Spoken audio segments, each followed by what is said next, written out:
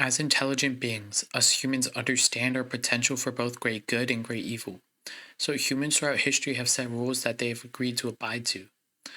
As AIs increasingly become more intelligent, there's a need to align them with human values and rules.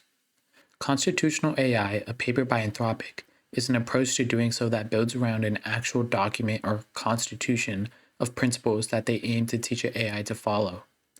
The motivations are twofold. First, removing humans from the process allows for more scale and prevents exposing humans to toxic outputs. Second, because documents are editable, principles can be added or removed over time. The first stage is supervised fine-tuning. You first need a constitution that contains the values and rules we want our model to learn. Here are a few of the rules Anthropic used. Next, the authors took a model trained for helpfulness but not yet harmlessness and gave it toxic prompts. Because it's not yet trained for harmlessness, the model gives toxic responses.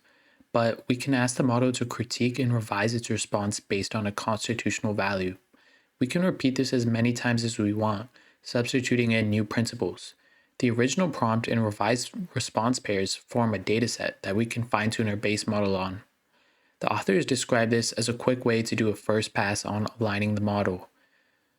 But if you were me, you might ask, why even go through this process of critiquing?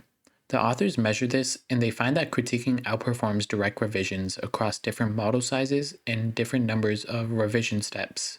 This also follows intuitive sense. For example, if you're trying to learn a sport like tennis, you'll improve faster with the coach telling you what you're doing wrong than by having to guess by yourself. The second stage is reinforcement learning. Taking our original toxic prompts, we can pass them to our fine-tuned model and sample two possible responses. We can format these responses into a multiple-choice question dataset with specific constitutional principles added to the question of each problem. Recall that one of our goals is removing humans from preference grading, so instead of using human scores, we can sample a pre-trained language model's log probabilities for option A or option B. After normalizing these probabilities, we now have a dataset that we can use to train a preference model on that assigns scores to responses.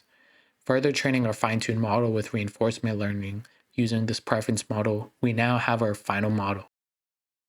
As an aside, you might have wondered why sampling probabilities from a pre-trained language model even works. The authors run experiments testing this, comparing it against a preference model trained with human labels and a RLHF model doing chain of thought. At small model sizes, the human preference model is superior, but at larger sizes, sampling from a pre-trained model or using chain of thought to grade responses is comparable to preference models trained with human labels. Summing it all up, we can see the benefits of this constitutional AI approach. Models trained with basic RLHF can't tread the line of being helpful without being harmful, and even show decreasing harmlessness with more helpfulness.